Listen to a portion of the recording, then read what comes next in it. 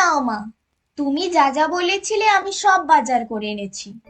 ধন্য করেছো আমায়। আর কি বলি, বাজারে দুটো জিনিস কিনতে কি 3 ঘন্টা লাগে? সময় লাগবে না?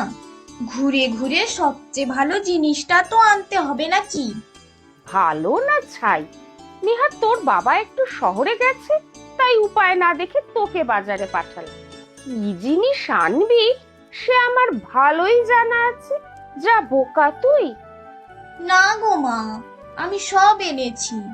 তুমি যা যা বলেছিলে সব। জানো, আজ একজন আমাকে ঠকানোর চেষ্টা করছিল। আর তুইও ঠকে এসেছিস আর কি? না গো মা, শোনোই না কি হয়েছে। 2 আঁটি পালং শাকের দাম বলছে নাকি 8 টাকা। হ্যাঁ, ঠিকই তো দাম বলেছে, ঠকালো আবার কোথায়? ঠকায়নি। আগের সপ্তাহে বাবা 2 আঁটি পালং শাক এনেছিল 10 টাকা দিয়ে, আর আজ বলছে 8 টাকা। 2 টাকা কম। আর তুমি বলছো ঠকায়নি? আমি তো খুব ঝগড়া করে 10 টাকা দিয়েই 2 আঁটি শাক কিনেছি। তবে আর কি, 2 হাত তুলে নেত্য করো। তোর একটু বুদ্ধি শুদ্ধি কবে হবে রে? 8 টাকার জিনিস 10 টাকায় কিনে এনে আবার গর্ব করে বলা হচ্ছে বোকা কি আর সাধে বলি? তুই এরকম থাকলে কি করে তোর বিয়ে দেব বলতো?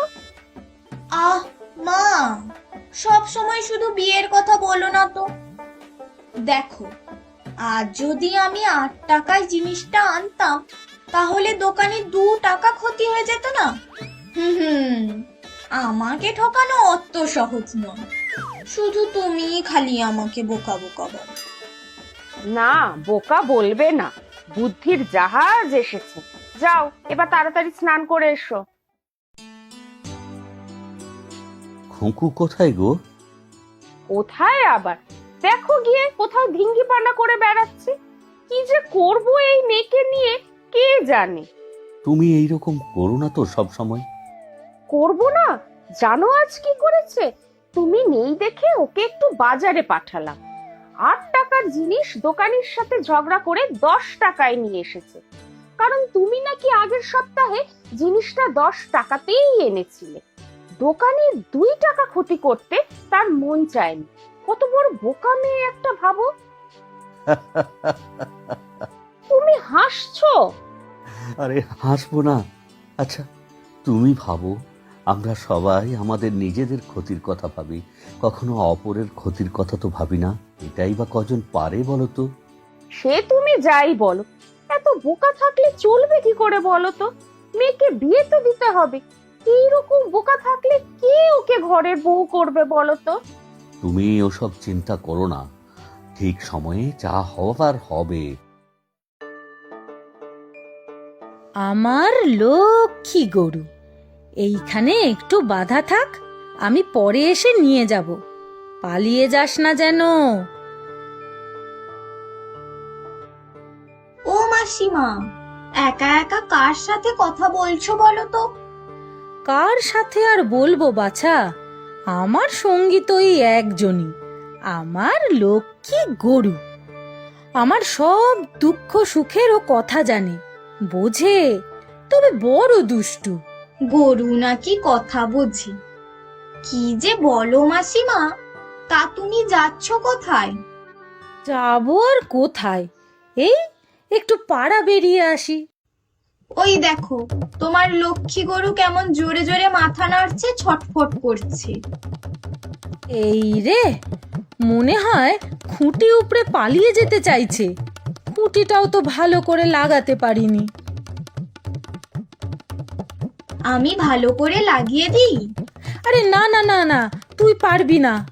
ওই তো বিজন যাচ্ছে, ওকে ডাকি, ও পারবে। কাউকে ডাকতে হবে না মাসিমা, আমিই পারবো। আমি সব পারি। এই দেখো।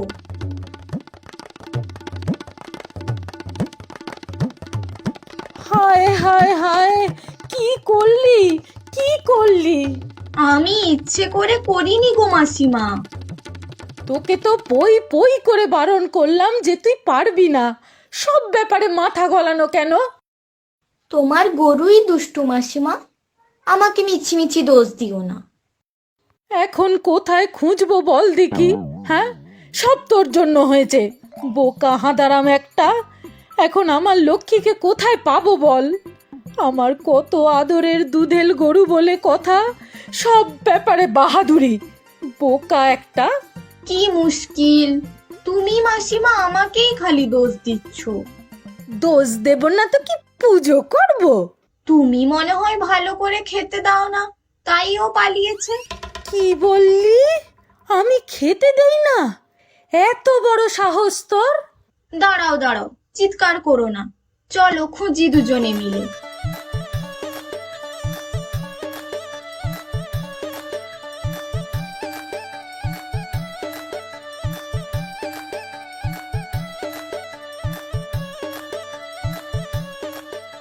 কি রে, পেলি? না গো মাসিমা, কোথায় যে